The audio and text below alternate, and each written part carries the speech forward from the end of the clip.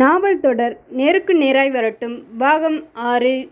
மும்பையிலிருந்து senior advocate அருந்ததியின் குருநாதர் ராவணன் அவசரமாக சென்னைக்கு பறந்து வந்தார். அருந்ததியை சுற்றி அதிகாரிகள் இருக்க ராவணன் சில நிமிடங்கள் அவர்களுடன் பேசிவிட்டு அருந்ததியுடன் தனியாக சட்ட ஆலோசனை செய்ய வேண்டும் என்க. மற்றவர்கள் விலகினார்கள். திங்கள் நீ பெயிலில் வர்ற இல்லையா? ஆமாம், வந்ததும் அவ வேலைக்கு வேட்டு. தன் கையில் ஒரு சேனல் இருக்கிறது தைரியத்தில் அவ ஆடுறா. கர்ணனோட கவச குண்டலங்களை பறித்த மாதிரி இவளோட வேலையை பறிச்சிட்டா இவ தனி மனுஷி ஆயிடுவா. அப்புறமா இவளை வீழ்த்துறது சுலபம் சார். அது கஷ்டம் அருந்ததி. அந்த சேனலோட டிஆர்பியை உன் மூலமாக அவ உச்சிக்கு கொண்டு போயிட்டா. மற்றவங்க மண்டை காஞ்சி கிடக்காங்க. இவளை சேர்மன் விடவே மாட்டார். சேர்மன் மனைவி உமா சந்தேக பூச்சி. அங்கே வெடி வச்சா போதும். இவ கூட அவருக்கு ரிலேஷன் இருக்குன்னு கிளப்பி விட்டா போதும். உமா நம்பணுமே. நம்ப வைக்க கொஞ்சம் நாகாசு வேலைகளை செய்ய வேண்டும். அதுக்கு நம்மக்கிட்ட ஒரு டிபார்ட்மெண்ட்டே இருக்கு. இல்லை, இப்போதைக்கு இது நல்ல யோசனை இல்லை. சேர்மனுக்கு நீதான் செஞ்சிருக்குன்னு தெரியும். அதனால் பர்சனலாக உன்மேலே காண்டானா உன்னுடைய நிலவரம் இன்னும் மோசமாகும். இதை கொஞ்சம் தள்ளி போடு. சும்மா குடும்பத்தை கையில் எடு. ஏதாவது தகவல் சேகரிச்சையா? அம்மா தங்கையோடு வாழுற சும்மா அப்பா உயிரோட இல்லையா? அம்மா அவரை மொடக்குடியன்னு விரட்டி 8 வருஷமாச்சு. அந்த ஆள் எங்கேன்னு யாருக்குமே தெரியாது. இது போதுமே, கையில் நெய்யே இருக்கு. அப்புறம் என்ன? ஒரு பக்கம் அப்பாவை தேட ஆட்களை அனுப்புங்கள். இன்னொரு பக்கம் அம்மாவோட கெட்ட நடத்தையானதான் அந்த ஆள் குடிப்பழக்கத்துக்கு ஆளான்னு ஆதாரத்தோட பொருளையே கலப்புங்க. குற்றவாளிகளை விடுவிக்கிற உன்னை தோலை உரிக்கிறாளே இந்த சுமாவோட அம்மாவை விபச்சாரம் பண்ணினவனு மக்களுக்கு சொல்லு. அதுக்குள்ள அப்பாவை கொண்டு வா. அவனுக்கு தினமும் ஒரு ஃபுல் வாங்கி தந்து பேச வைக்கலாம். ஒருத்தரை எழுந்திருக்க விடாமல் அடிக்கணும்னா அவங்க அந்தரங்கத்தை தொடணும். அதுதான் பர்சனல் படுக்க வச்சிடும். செஞ்சிடலாம். நான் வெளியில் வந்ததும் நீங்கள் சொன்ன மாதிரி ரெடி பண்ணிடுறேன். நீங்கள் நம்ம வீட்டில் 4 நாள் இருந்துட்டு போங்க. நிறைய ஆலோசனைகளை தருவீங்க இல்லையா? எதுவுமே இலவசமாக கிடைக்காத அருந்ததி. ஃபீஸ் உண்டு. கேட்டதை கொடுத்துட்றேன். ஒரு மாதிரி கீழ்ஸ்தாதியில் பேசினாள். மறுநாள் காலை ஊடகம் மறுபடியும் பரபரப்பாகிவிட்டது. மணல் கொள்ளை குற்றவாளிகளை வெளியே விட்ட குற்றம். அடுத்தபடியாக 2010ஆம் ஆண்டில் நடந்த குழந்தை கடத்தலில் ஈடுபட்ட ஒரு கும்பலை போலீஸில் கைது செய்ய அவர்களை வெளியில் கொண்டு வந்து விட்டாள் அருந்ததி.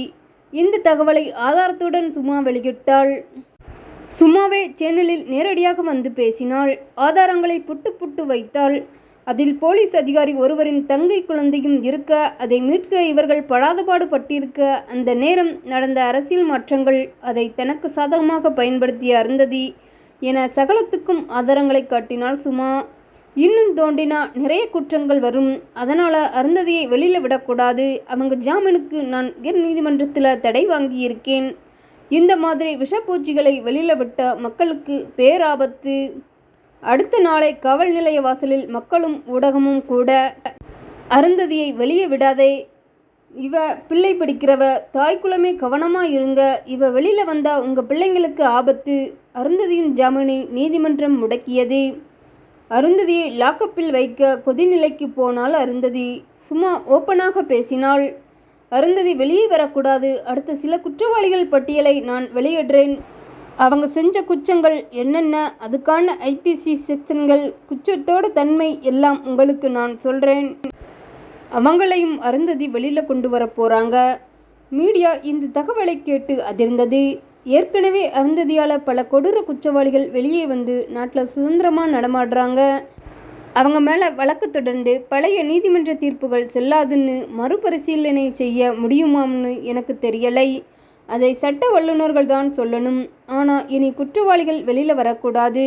அதுக்கு அருந்ததி உள்ளே தான் இருக்கணும். இதுக்கான வழக்குகளை பொதுமக்கள் சார்பாக நான் தொடர போகிறேன். ஆளக்கூடிய அரசாங்கமும் சட்டத்துறையும் காவல்துறையும் மக்களுக்கு நல்லது செய்கிற நோக்கம் இருந்தால் அருந்ததிக்கு தண்டனை தரணும். இனி இந்த வகை குற்றங்கள் தொடரக்கூடாது. உலகம் முழுக்க அவளது பேட்டி பல கோடி மக்களால் பார்க்கப்பட்டது. அரசின் முக்கிய அமைச்சர்கள், குறிப்பாக சட்ட அமைச்சர், நீதிபதிகள், வழக்கறிஞர்கள் எல்லோருமே பார்த்தார்கள். நாடு முழுவதும் ஒரு சலசலப்பை உண்டாக்கிவிட்டாள். பேட்டி முடிந்ததும் சேர்மன் அழைத்தார். எப்ப நீ இத்தனை தகவல்களை திரட்டின சுமா? சார், நான் வெறும் சினிமா செய்திகள், அப்பப்போ நடக்கிற அரசியல் குத்துகள், அடிதடி இதை மட்டுமே கவர் பண்ணுற சராசரி ஊடக பிரதிநிதி இல்லை. தப்புகளை மட்டும் மக்களுக்கு சொல்லிவிட்டு தப்பிக்கிறவன் ஒரு நல்ல செய்தியாளராக இருக்க முடியாது. அதோட வேர் எதுன்னு சொன்னாதானே மக்கள் கவனமாக இருக்க முடியும். நாளைக்கு பார் கவுன்சில் கூடுது. நீதிமன்ற கூட்டம் தனியாக நடக்கப் போகுது. சட்டமன்றத்தில் நிச்சயமாக எதிர்க்கட்சிகள் கூடும். அடுத்த பட்டியலை நீ எப்போ வெளியிட போகிறே? நாளைக்கு காலையில் 9 மணிக்கு. திடீர்னு திரட்டின தகவல்களை ஒழுங்குபடுத்தணும். அதை அறிவிக்கலாமா? தாராளமாக சார். உடனே அது தயாராகி அறிவிப்புக்கு வந்துவிட்டது. ஒரு முக்கிய செய்தி. நாளை காலை 9 மணிக்கு சுமா அருந்ததியின் குற்றவாளிகள் பட்டியலை வெளியிடுகிறார். இப்போது அவர்கள் சிறையில். அதில் 2 வழக்குகள் இந்த வாரத்தில் நீதிமன்றத்துக்கு வருகிறது. அவர்களை வெளியே கொண்டு வர அருந்ததியே உள்ளே. என்ன நடக்கப் போகிறது? நாளை காலை 9 மணிக்கு பாருங்கள். எப்படி சார், எப்படி? நாளைக்கு நான் வெளியில் வந்ததும் இந்த 2 கேஸையும் முடித்து அவங்களை வெளியில் விட்டுட்டு இவளை ஒரு கை பார்க்கலாம்னு நினச்சேன். இப்போ நானே உள்ளே. நீ சுலபமாக வெளியே வர முடியாது. நீ ஆஜராக போகிற கேஸில் ஒன்று போதை மருந்து, இன்னொன்று பிராத்தல் ஹவுஸில் நடந்த இரட்டை கொலை. குற்றவாளிகளை கைது பண்ணி கேஸ் நடக்குது. இது பெரிய குற்றங்கள். நீ சம்மந்தப்பட்ட பெரிய ஆட்கள் கிட்ட இதுக்காக பல கோடிகள் வாங்கியிருக்க. என்ன செய்ய போகிற? சார், அந்த குற்றவாளிகளுக்கு தண்டனை கொடுத்துட்டா அக்பர் அலி என்னை லாக்கப்பில் வச்சு முடிப்பார். இந்த கேஸில் நீங்கள் ஆஜராக முடியுமா? நான் நல்லா இருக்கிறது உனக்கு பிடிக்கலையா? நான் உடனே வெளியில் வரணும் சார். நீ வெளியில் வர முடியாது. அதையும் மீறி நீ வந்தாலும் கோர்ட்டுக்கு நிச்சயமாக நீ போக முடியாது. தேர்தல் நேரம். இது மக்கள் கைக்கு போயாச்சு. அதனால் நம்ம கையை மீறியாச்சு. அவளை இப்படி ஒருத்தி எனக்கு யமுனா வந்து சேருவான்னு நான் எதிர்பார்க்கலை. காளிக்கு ஃபோன் போடுங்க. எதுக்கு? போட்டு எங்கிட்ட கொடுங்க சார். ராவணன் போட்டு தர. காளி இன்னைக்கு ராத்திரிக்குள்ளே சுமாவை முடிக்கணும். நாளைக்கு பட்டியலை வெளியிட அவ உயிரோடு இருக்கக்கூடாது. அக்கா, வேண்டாம். அந்த பொண்ணுக்கு பலத்த பாதுகாப்பு இருக்குது. இது தொடர்பான விவாதங்கள் பல இடங்களில் நடக்குது. நான் அவளை முடிக்கிறது கஷ்டம். அப்படியே செஞ்சாலும் நான் தப்பிக்க முடியாது. மக்கள் என்னை அடிச்சே கொன்றுவாங்க. அவன் மறுத்து விட்டான். காளி செய்ய மாட்டான்னு எனக்கு தெரியும் அருந்ததி. ஆத்திரத்தில் நீ தப்பாக யோசிக்கிற. உன் பதட்டம் நியாயம்தான். ஆனால் இப்போ உலகமே உன்னை கூர்ந்து கவனிக்குது. மக்கள் கொதிச்சா பதவி உள்ளவங்க கூட காலியாயிருவாங்க. உனக்காக யாரும் வரமாட்டாங்க. பணமும் பேசாது. மேலும் அந்த பொண்ணு பயங்கர புத்திசாலியாக இருக்கா. எப்படி தகவல் திரட்டுறானே தெரியலை.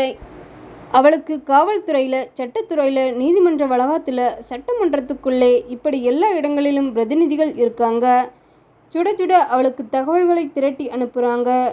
அதுக்கு அந்த சேனல் உதவுது. விவரங்களை விரல் நுனியில் வச்சிருக்கா. அரசியல் செய்திகளை மட்டுமே வெளியிடுற சில பத்திரிகையில் வேலை பார்த்திருக்கா. அப்புறமா தான் சேனலுக்கு வந்திருக்கா. நீ தப்பான இடத்துல கை வச்சிட்ட. பொறுமையாக இரு.